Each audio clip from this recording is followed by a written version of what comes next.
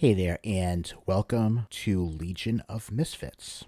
My name is Rich. The purpose of this show is to help listeners as much as possible to connect to their worth through stories and other ideas, because in this world it feels like at times it's doing everything possible to force us to believe the opposite, when the truth is, wherever any one of us is at, we really are doing the best we can with wherever our mindset is, with whatever tools we have at our disposal in any moment. Sometimes those tools are powerful, other times, not so much.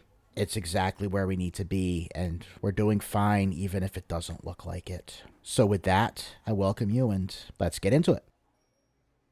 In this episode, which is the first under the name Legion of Misfits, I've done other podcasts under different names. This feels a little different, at least in my mind, so it's given a little different name and given myself a little more leeway to take it wherever it needs to go, realizing that whichever way that is going to be perfect. So anyway, I was inspired by reading something and bouncing off of my own experience, learning about a concept that I don't believe is actually a official diagnosis in the DSM, but what I've learned is it is connected to neurodivergence, in particular ADHD. The piece called Rejection, Sensitivity, Dysphoria. Why I was so pulled to it, I never actually heard of it until maybe just a couple days ago, and I started to explore what that was. I don't know if it's something that I have or if it's something that I relate to. In studying it, I learned also that what could be considered RSD could also be a PTSD response, and it's all dependent on who looks at it and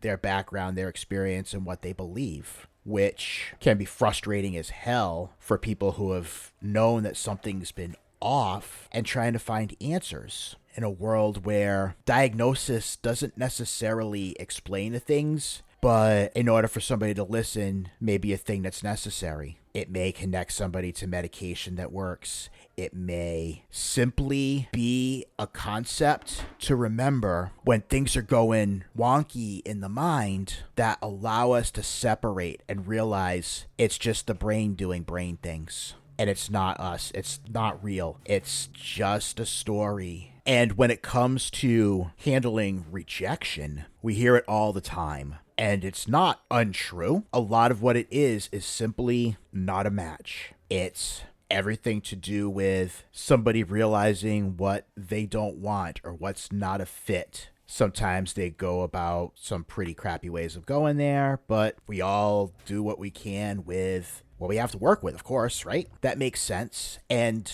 some of us hear about how rejection gives us clarity. It can tell us that this is something that isn't necessarily right for us, or at least this direction isn't it, or there's something that needs to be tweaked. There's information there. And again, all of that is true. It's not the end of the world. It's just a shift. Some of us can get there a lot easier than others based on their experience. They may have learned to separate things better or find resilience in other ways. They're able to let it slide off. Cool. Other people can't quite get there, and it's again got to do often with their experience. Maybe it is something simple as something going wonky in the mind, some combination of cortisol and adrenaline coming together in the wrong space to give us the wrong story, and we get lost in those thoughts and beliefs around that. Or for others, it's a matter of having a traumatic experience that wired in and it programmed us so that for some people in their minds, they don't see being turned down by the job. They don't see getting passed over for the promotion as what it is. They don't see the breakup or being rejected on Tinder or whatever as what it is. They see something that happened earlier in life that really frigged some things up, and often they go back there and they loop. And that's why so often you see people reacting in ways that logically don't make sense. They may shut down, or they may never take another shot at something again, or at least wait until they really think the probabilities are strongly in their favor to try again. So it can be really hard for some people to see past that. For myself, that's a lot of my experience. I was somebody that caught a lot of rejection growing up. It turned into being picked on at recess, to getting shot down for dates as I got older and more interested in girls, or getting cut from sports teams, losing elections, getting turned down for different things. And even now, at times, if I put a program out or offer a service or anything directly, it can still be hard when I get zero response to see it for what it is. I can give you an example of that. In the last couple of years, I don't know, time's weird at this point, I was really connecting to someone, and it was a distance thing. I wouldn't necessarily say it's a no-go, but I'm not in love with the idea of being in a distance relationship at this point. I need that physical proximity. Of course, never say never. That was a thing, but I found myself being really drawn to somebody, feeling chemistry and feeling connection and just wanting to see where it goes. All of a sudden, it just stopped. This wasn't very deep at all. It was very, very early on. There was no point where there was any commitment expected or was even in the conversation. Having communication drop off shouldn't have been a big deal. And then a couple weeks later, finding out that they'd met somebody local and seemed happy and lovey-dovey and whatnot. And I didn't judge the situation. I was happy for them. And I could see logically, okay, this wasn't a fit. There was distance. There was a connection, closer, local, more of a fit. Awesome. You want that for people. You want people to be happy and find the win-win. On a level, I knew that. But on another level, it felt like I was this destroyed 12-year-old that had his heart stomped on.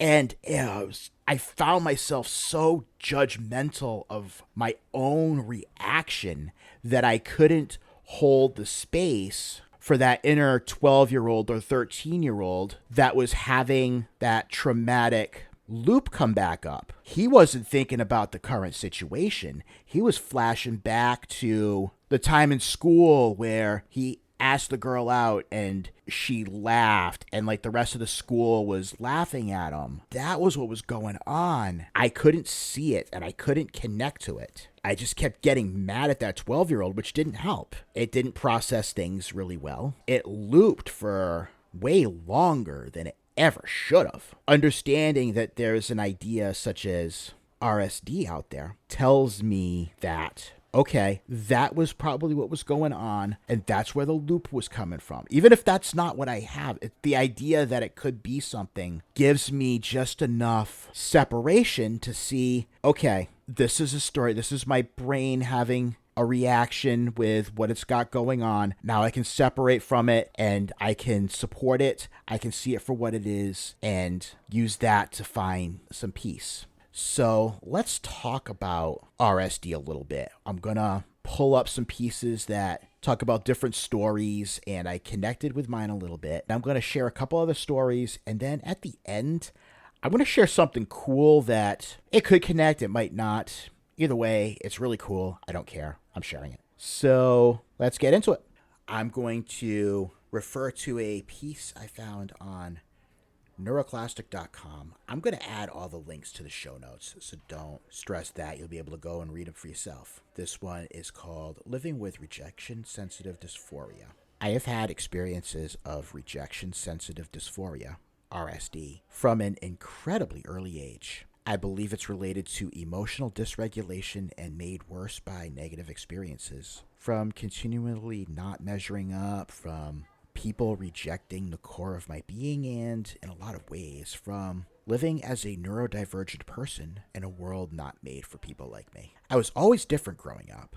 As a child, I just didn't fit in and found it hard to relate to other kids and harder to make friends. I was the odd kid from the poor family everyone talked about. I was used to being alone except for my brother and sister from an early age. One of my earliest childhood memories of rejection was a birthday party that I had been invited to by the mother of a classmate. We weren't friends, and in fact, at the time, I had no friends but was excited to be invited to something. My mother and I went to the town shop and bought a small robot tank you could control and drive around. She helped me wrap the gift and walked me down to the child's house. When I got to the party, there was a cubby house out the back. After a somewhat lackluster reception of my gift, many kids brought more expensive things. They were going to play some games in there. I followed and was chastised by the child as I tried to enter. I was told I was strange and that they didn't want me in there. This cut deeply and I broke down and cried and cried. The child's mother told her son off and tried to make me go into the cubby house with the others, but I could not. I could still feel the pain I felt at this, still summon up those feelings of a 5-year-old rejected. Flash forward many years later, and I'd been invited to a party by someone from high school, and a very similar thing happened. I had plucked up the courage to attend the party and had arrived early. Later, some of the cooler kids had arrived. One of them had noticed me and said to the girl whose party it was, "What are they doing here?" They were teasing the host about having invited me. I still hadn't shaken that strange kid label in high school. Having overheard, I felt intense rejection again, made worse by hearing the girl say something to the effect of, I felt sorry for them. Debilitating hurt shot through me, and when the jock had moved on, I went to leave the party. The girl and her mother noticed and asked me what was wrong. I felt shame at feeling the way I did, told them I was unwell, and left the party. I sat on the side of the road for a while, gathered myself together, and walked home slowly. Yeah, that one relates. Going to continue on into what is rejection-sensitive dysphoria. But before I do, I just want to remind people it should be common sense, but this is not intended to be medical advice. These are only ideas to share. Feel free to discuss with any medical or mental health professionals, but always defer to them as you continue your journey along those ways. This is not intended for treatment. This is not intended as anything more than information, ideas, and possibilities. So see it with that in mind, please. Rejection-sensitive dysphoria, or RSD for short, is a common issue experienced by neurodivergent people. It is thought to be caused by increased difficulty in regulating our emotions, which leads to an incredibly heightened sense of rejection. Put simply, it is an increased sensitivity to rejection, and the rejection does not have to be real. It can be imagined or feared. RSD can be incredibly intense, and we can feel it to the core of our being as intense physical pain, discomfort, and sensory overwhelm. It can be almost impossible to rein in those sensations when an intense episode is triggered. One thing that can be learned with having RSD is that often we can recall every intense moment of hurt and rejection like it was yesterday. If we could forget that hurt, maybe RSD would not be the debilitating issue that it is. Each rejection makes RSD more likely and reinforces it. It piles up like the bricks in a wall. With ADHD, I was often chastised for misunderstanding simple instructions, forgetting things, not finishing what we start, doing things the wrong way, not caring enough, being too emotional, not being emotional enough. I soon ended up carrying so much baggage relating to how I'd been rejected that it felt like everything I did would result in rejection. After a time, we often learn to become people pleasers to try to counter the rejection by being more helpful, seeking approval, and saying yes to everything because we are trying to counterbalance that teeter-totter of rejection approval. If we make ourselves needed, they can't make us leave, right? Of course, with executive function issues, we are often unable to finish what we start or adhere to and honor our commitments to others easily for a multitude of reasons. This can, in turn, lead to more heightened experiences of rejection when those same people question our dedication and for overpromising and underdelivering yet again. In the end, we can layer rejection upon rejection on top of one another and potentially burn out as we overload ourselves. RSD becomes a barrier to functioning when every interaction is a potential source of rejection. We become so fearful of the debilitating physical and emotional toll of rejection that we become extremely risk averse. Everything needs to be analyzed, tone interrogated, something I've always struggled with. Me too. And we actively look for rejection in situations, people, and their actions. I would send an email or a text, and if I didn't get a prompt response, I'd start thinking that I'd somehow upset the recipient. Maybe I would get a response in question, but it would seem abrupt. An okay, or a thumbs up, or a K, in response to my question in an email could trigger my RSD because it lacked sufficient context to prove it wasn't rejection. Off to the side, for me, so often it's why I struggle a lot with initiating texts or messages or emails or conversations. Back to it. Also, often I'd become so concerned about not causing offense with an email, I might spend 2 hours writing it, redrafting it again and again, until I could not find a way to be offended by it. And even then I might not send it because I feared I had missed something. I've done that with articles. The more we know about how we are perceived, the clearer things are, the less control it has. By avoiding feedback, I was actually compounding the RSD because the longer things went on without feedback, without knowing that I was doing a good or bad job, the more fearful of soliciting that feedback I became. I denied myself the opportunity to course correct, to take on constructive feedback, and eventually I had to deliver my changes, and due to inattentiveness, they were wrong. Every so often I'll come across something that really feels unfair or really feels like an attack, real or perceived. But for the most part, feedback can be something that really creates clarity. Even the negative stuff, there's an opportunity to learn from, or an opportunity to see that maybe this is not really where I should be and I need to move on. Now, the writer goes on to finish the story. My issues with RSD and not soliciting feedback and making mistakes ended up with me being sent a meeting request with no context with my manager and a representative of HR for the following Monday at 9 a.m. This email was sent at 5 p.m. Friday. I did not sleep bar a few hours during the time. For the whole weekend, I had a knot in my chest. I cleaned off my work laptop because I was convinced I was going to be fired. In the meeting that Monday, I broke down sobbing hysterically for close to 30 minutes. I broke down completely emotionally, and my boss and HR were shocked. Yes, there were issues with my performance, and yes, they wanted me to go onto a performance improvement plan, but they didn't want to fire me. I told them I hadn't slept because of the meeting invite with no context sent on the Friday night. My boss was shocked and said, "We did that to minimize your worry." I did not understand I was neurodivergent at the time, but understood my issues around not having enough information. I cried and said, "It was the worst possible thing you could have done." In an odd way, it can feel like the RSD is trying to protect us, and therein is a lie. By causing us to disengage and avoid sources of rejection, RSD forces us to other ourselves without a real reason, which makes us feel more isolated, then more rejected in turn. Othering ourselves to avoid possible rejection still builds up that same wall of negative experience and shame. I will return to that article in a little bit because there's some other good stuff that I want to share, but I want to go a little deeper into the understanding of what this is that is being described. I found this Twitter stream that was copied onto an article on Board Panda that I'm going to read verbatim to you, and it should be able to connect to those who think this may land for them, and also hopefully connect to those who this doesn't resonate to, but maybe it describes somebody that they care for and helps them to understand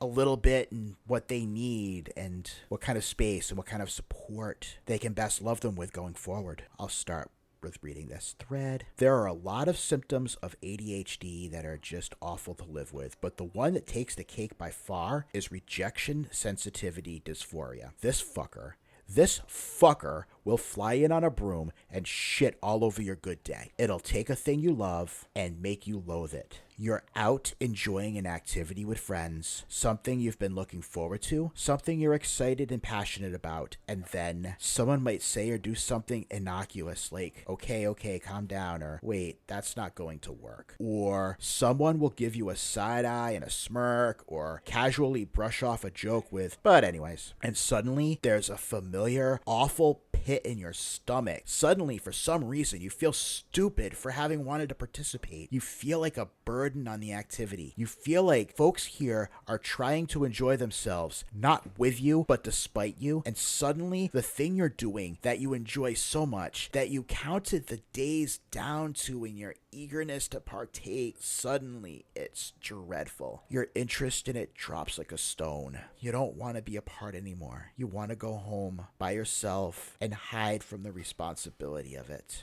Why? What happened? A normal human interaction happened that your brain interpreted as they don't like what you're doing. You're doing it wrong. You're letting them down. That's putting words to it, but there are no actual thought words. It's just a gut punch feeling. That same gut punch feeling you might experience when you suddenly remember that you left your phone on the train or that you dropped your wallet somewhere. Terror. Ears turn red hot. And in that terror, you can't focus on anything else except trying to figure out if these people actually wished you weren't there right now. But you're too embarrassed to ask because half of you knows it's silly to feel that way and the other half knows they're annoyed at you. So you get through it quietly, and when they invite you to do the thing again, you say, no thanks, I'm not any good at it, so I don't really enjoy it as much as I hoped I would. Though, most of the time, you don't even try the first time because you don't want to be bad at it. You don't want people to judge you. You don't want to let them down. The thought is painful, so you just avoid putting yourself out there to be judged at all. RSD robs the joy out of things so absolutely. Hobbies, leisurely activities,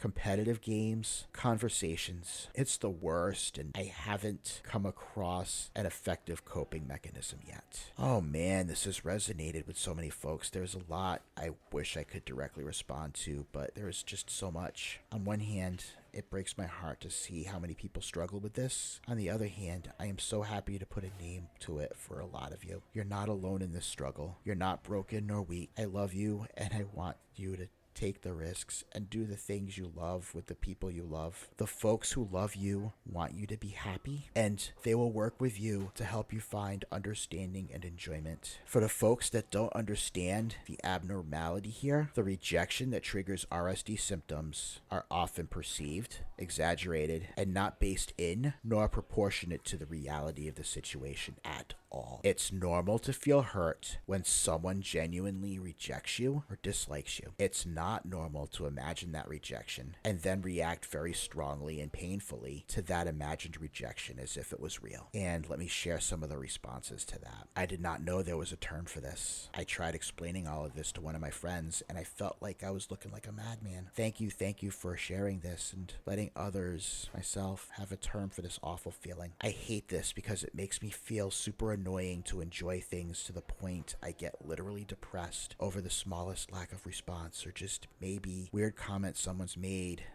The symptoms many people focus on during diagnosis are often just the symptoms most likely to be visible bothersome to others. It doesn't fit well with the hyperactivity narrative, so it gets overlooked all the time. And that's a problem in itself. You tell a doctor and they start classifying it as a generalized anxiety disorder rather than helping you with it specifically.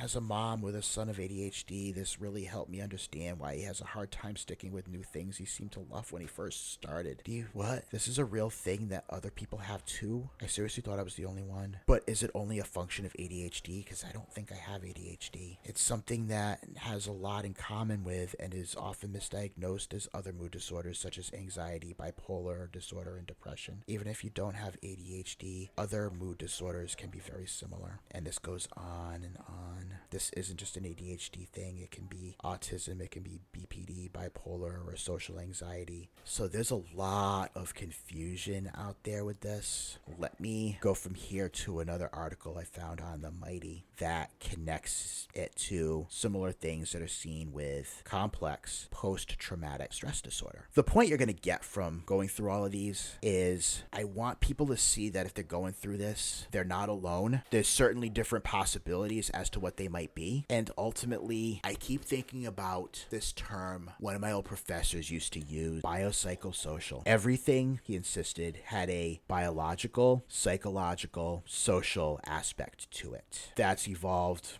through the years as folks like Gabor Mate have added a spiritual element to it, because that also is at play as well. Everything's connected is the point. Long after my PTSD diagnosis, I was diagnosed with ADHD and started learning more about RSD as a result. So many things about RSD rang true for me. I anticipate rejection over even the smallest things. I people please constantly, and at times, social situations feel debilitating. What I had realized, though, is that these symptoms that resonated with RSD were things that I had always attributed to my CPTSD. As I continued my research, I stumbled upon a different theory entirely, that RSD is indeed a trauma response. But a trauma response to being a neurodiverse individual, constantly being expected to fit in a neurotypical society. As I reflected on this, I saw where people were coming from. I thought about how often I felt ostracized over things I now realize were my own neurodivergence, and how that led to shifts in behavior patterns. Were some of the things that made me feel ostracized initiated by people who abused me, thus causing my CPTSD? Absolutely. The starkest example that comes to mind was when I was a teenager. I was criticized for being too much when I made silly faces for pictures at a dance, being sat down and forced to look through every other photo from that night, and then being asked,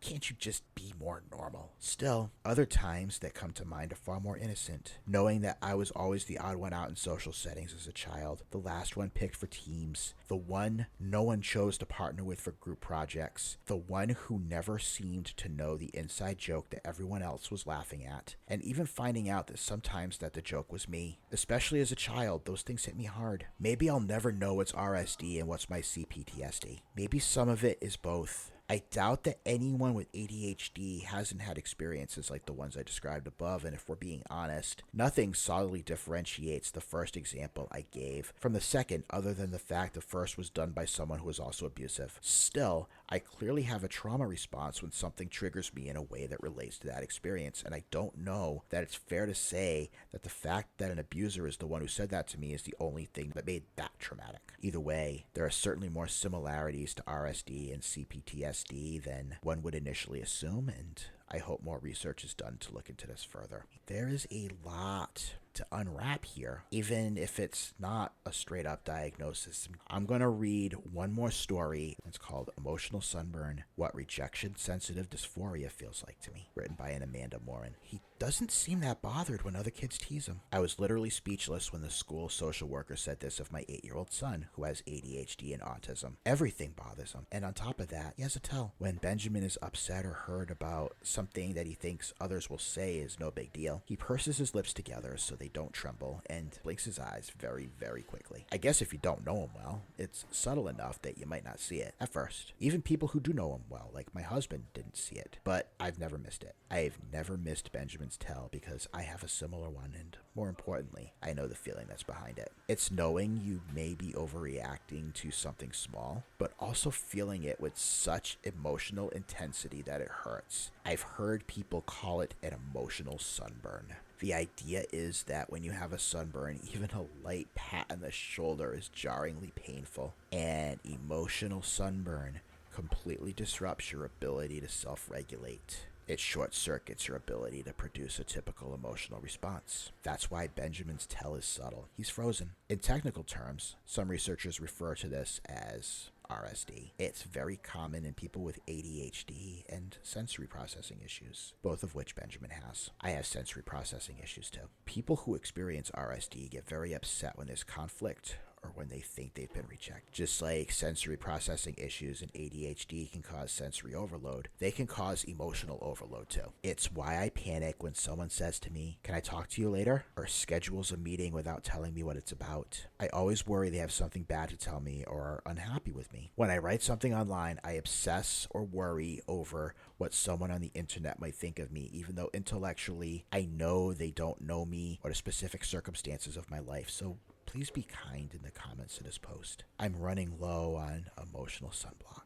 I don't like it when people say to me, Your kids are so lucky to have you as a mom. You know just how to help them. It's right up there with what doesn't kill you makes you stronger in my list of top 10 phrases that may be true, but that don't make me feel any better. As a parent with learning and thinking differences, I see things in my kids that I know I've passed down to them and wish fervently that I hadn't. RSD is one of those things. It's hard for me to watch Benjamin feel things as intensely as I do. That's what's so frustrating about that phrase. I feel guilty. I feel responsible. I guess that's the whole point. I feel it all, and there's no quick remedy for an emotional sunburn. Still, it's true. I do know how to help him. Knowing how little things can sting has often helped me figure out why Benjamin reacts to things that nobody else thinks is a big deal. Things other people don't even notice. I'm often able to see what's at the core of why Benjamin is upset even when my husband doesn't. I'm never going to be able to stop the emotional sun from beating down on my son, but I can teach him to find and create shady spaces inside himself where he doesn't let the sun burn him. I can apply my best dose of empathy to help relieve the sting, and I can show the school social worker what his tell looks like and watch her face change as she recognizes it and says, "Oh, I've seen him do that.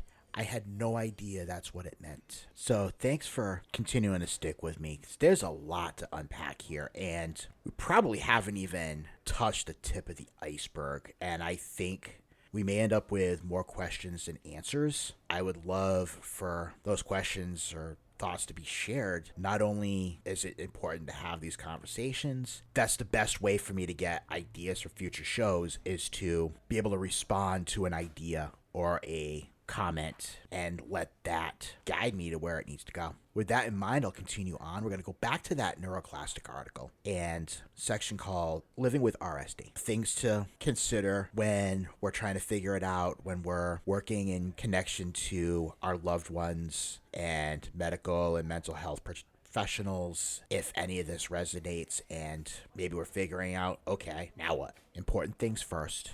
Please don't let anyone tell you that these experiences are wrong or invalid. It's real what you're feeling in terms of the physical and emotional experience. It is real and it is valid. We shouldn't feel shame for the way we experience emotions or the way our brains are wired. RSD can trigger our fight or flight responses, often making us feel we need immediate distance from the source of the feelings. During an event, it's the worst possible time to take definitive actions about something. You may want to leave a group, quit your job, or sever ties with the person in question. Our brains and nervous systems scream at us to do something, anything to end the feeling or reduce the risk of it. The best we can do in the short term is to find temporary retreat, somewhere calm, and wait for the intense feelings to pass. Decisions made in the heat of the moment can cause regret and further feelings of isolation.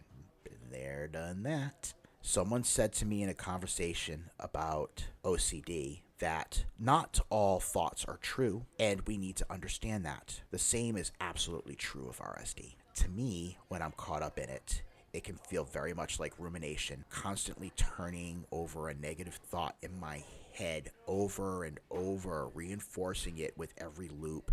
It can pull in other thoughts, and soon it feels like a spiral of negative thought. And I've found, as mentioned before, that my RSD thrives in the absence of information to contradict it. That information void or abyss is where it dwells in the what ifs, the maybes, the possibilities. The bigger we make that space in our lives, the more it can thrive. If we have some way to express the why of what we are feeling, it can be good to get it out and articulate it. This might be talking to a friend or journaling or some other process. Get the thought and the why outside your mind somehow. Bring it out so that you can see it in daylight instead of just feeling it. If you feel you've upset someone, sometimes the only thing we can do is ask them, because worst case scenario, you have upset them, where you feel you are now, and best case scenario is that it was imagined or a misunderstanding. This can be hard because we still need to handle the possibility that we are right, but at least we know it becomes a fact. It may offer an opportunity to clear the air and stop the what if feelings that plague us. Choose sometimes knowledge, even if it's not what we want or hope. Knowledge can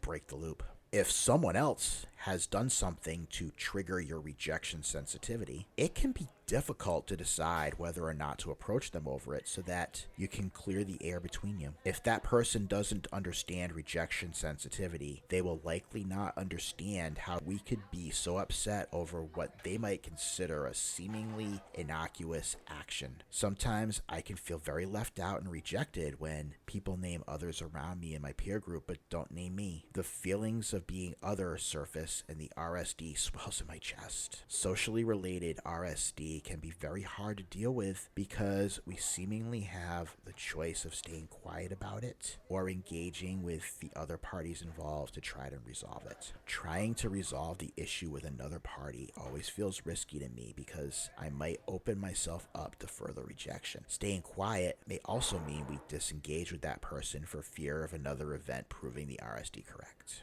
It's hard, but after my own experiences, I recommend to solicit feedback regularly, especially at work. It's a lot better to find out something needs to change earlier. Checking in can help to avoid a large rejection trigger later. If you are worried about the tone of a communication, maybe run either actual communication or the broad gist of it past another person, which can be hard in some workplaces or when working in isolation. I'm aware that there is a balance between under-communication and over-communication. Now, to any bosses out there, you can help by keeping a steady channel of feedback open. Not just the negative feedback or when things aren't correct, but positive feedback as well. We need to unlearn the idea that soliciting feedback is an entirely negative experience. And I'm gonna interject, I've seen that after the fact, having been out of the quote-unquote matrix for a few years, realizing that, yeah, people don't often hear that they're doing a good job and they really need to. And sometimes that's what can cure an issue. Their anxiety drops when they know that there are things that are doing well and they're being seen. It's just really important for the culture, for the environment, for people to know that they matter and what they bring to the table is important. It is absolutely critical to me, back to the article, that I hear if you are happy with my work, and if you are not, give me opportunities to course correct. Never make meeting invites ambiguous. Never send an invite saying catch up with no context. This, as discussed above, was a massive trigger for me. Even if I'm doing well and performing my job, I'm probably thinking you are going to fire me, even if I don't have evidence to the contrary. We need to interrogate our thoughts and realize that not all thoughts are true. We need not to live in the maybes, because uncertainty is where the RSD lives. We need to accept that we are going to experience RSD, and it's not wrong to feel what we feel. Our brains are wired differently, that's all. We should not be ashamed of that. Of course, there are times when people truly reject us, and those are the hardest times of all. And I spoke about that early on in the show. It is what it is, and it is often necessary for us, but that doesn't mean it's not hard to experience in the moment. I'm feeling an incredible amount of RSD about how this may be received. Because, yeah, true for some people. I think there are going to be plenty of people that hear this and connect and be like, oh, damn, that me. I also think there are going to be people that hear this and just not get it. For those who don't get it, I offer it as an invitation to understand it may not be you, but it could very much be someone you hold dearly. It could be a spouse or a partner. It could be a parent. It could be a child. Most things aren't diagnosed, and if they are, it's not an exact science anyway. It's a work in progress. So I imagine there's still plenty of people out there who may feel this stuff and not understand why. And again, I'm not saying that this is what it is. There's so many different possibilities out there. There's so many different combinations, and science doesn't have all the answers. Medicine doesn't. But there may be some understanding that a little bit of an explanation of, okay, this is why I operate in the way I do, and to be able to see that and see yourself and just get enough clarity to, as I was saying before, when these episodes start to flare up, to at least be able to, in the middle of that massive wave of feelings that may or may not make sense and that really hurt and really crush in the moment, that there's a sense of this isn't entirely real and I don't have to react to it and I can let it pass in whatever way I need to get through the day or just get through the moment. And sometimes that's the thing we need the most. Let's wrap this with something. I'm not going to necessarily say it's lighter, but it's heartwarming. It feels good, and give ourselves a moment to feel some feels for a couple of minutes. And I found this in a couple of different places on Facebook in the last few days, and this feels great to share. It's a short story called Letter in the Wallet, and it was written in 1985 by Arnold Fine. As I walked home one freezing day, I stumbled on a wallet someone had lost in the street. I picked it up and looked inside to find some identification so I could call the owner, but the wallet contained only $3 and a crumpled letter that looked as if it had been in there for years. The envelope was worn, and the only thing that was legible on it was the return address. I started to open the letter, hoping to find some clue, and then I saw the date.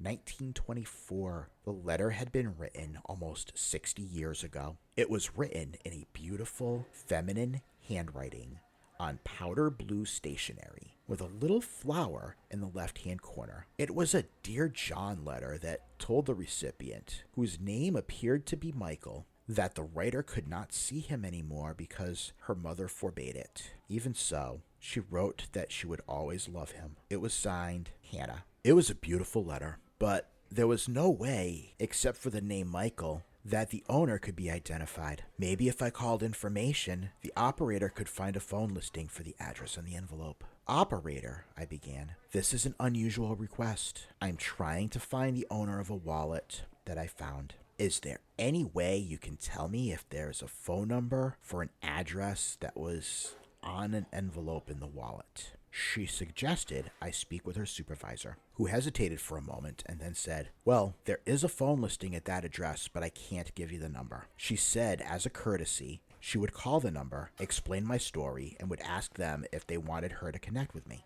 I waited a few minutes, and then she was back on the line. I have a party who will speak with you. I asked the woman on the other end of the line if she knew anyone by the name of Hannah. She gasped, oh, we bought this house from a family who had a daughter named Hannah, but that was over 30 years ago. Would you know where that family could be located now? I asked. I remember that Hannah had to place her mother in a nursing home some time ago, the woman said. Maybe if you got in touch with them, they might be able to track down the daughter. She gave me the name of the nursing home and I called the number. They told me the old lady had passed away some years ago, but they did have a phone number for where they thought the daughter might be living. I thanked them and phoned. The woman who answered me explained that Hannah herself was now living in a nursing home. This whole thing was stupid, I thought to myself. Why was I making such a big deal over finding the owner of a wallet that had only $3 and a letter that was almost 60 years old? Nevertheless, I called the nursing home in which Hannah was supposed to be living, and the man who answered the phone told me, yes, Hannah is staying with us. Even though it was already 10 p.m., I asked if I could come by to see her. Well, he said hesitatingly, if you want to take a chance, she might be in the day room watching television.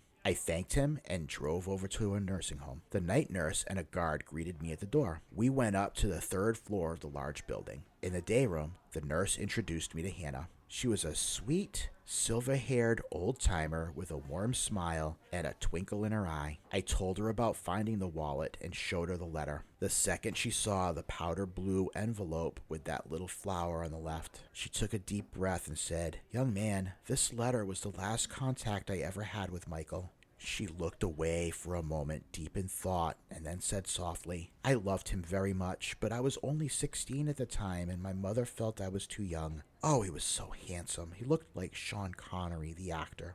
Yes, she continued, Michael Goldstein was a wonderful person. If you should find him, tell him I think of him often, and... She hesitated for a moment, almost biting her lip. Tell him I still love him, you know? She said, smiling as tears began to well up in her eyes. I never did marry. I guess no one ever matched up to Michael. I thanked Hannah and said goodbye. I took the elevator to the first floor, and as I stood by the door, the guard there asked, was the old lady able to help you? I told him she had given me a lead. At least I have a name, but I think I'll let it go for a while. I spent almost the whole day trying to find the owner of this wallet. I had taken out the wallet, which was a simple brown leather case with red lacing on the side. When the guard saw it, he said, "Hey, wait a minute. That's Mr. Goldstein's wallet. I'd know it anywhere with that bright red lacing. He's always losing that wallet. I must have found it in the halls at least 3 times. Who's Mr. Goldstein? I asked as my hand began to shake. He's one of the old timers on the 8th floor. That's Mike Goldstein's wallet for sure. He must have lost it on one of his walks. I thanked the guard and quickly ran back to the nurse's station. I told her what the guard had said. We went back to the elevator and I got on. I prayed that Mr. Goldstein would be up. On the 8th floor, the floor nurse said, "I think he's still in the day room. He likes to read at night. He's a darling old man." We went to the only room that had any lights on, and there was a man reading a book. The nurse went over to him and asked if he had lost his wallet. Mr. Goldstein looked up with surprise, put his hand in his back pocket, and said, "Oh, it is missing. This kind gentleman found a wallet, and we wondered if it could be yours." I handed Mr. Goldstein the wallet, and the second he saw it, he smiled with relief and said, "Yes, that's it.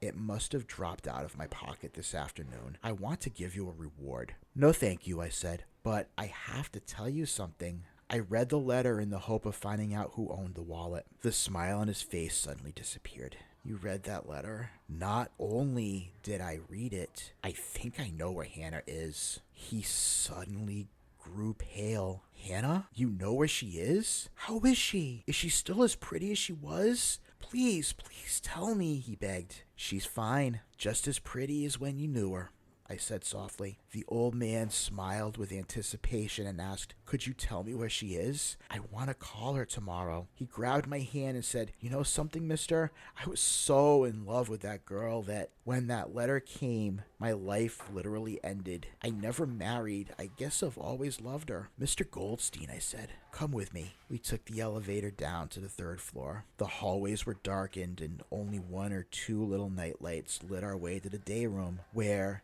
Hannah was sitting alone, watching the television. The nurse walked over to her. "Hannah," she said softly, pointing to Michael, who was waiting with me in the doorway. "Do you know this man?" She adjusted her glasses, looked for a moment, but didn't say a word. Michael said softly, almost in a whisper, "Hannah, it's Michael. Do you remember me?" She gasped. "Michael, I don't believe it.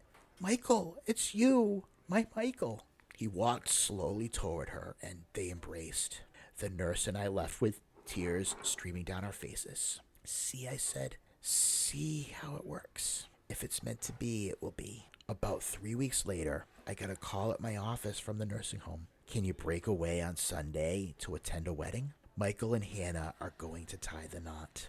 It was a beautiful wedding with all the people at the nursing home dressed up to join in the celebration. Hannah wore a light beige dress and looked beautiful. Michael wore a dark blue suit and stood tall. They made me their best man.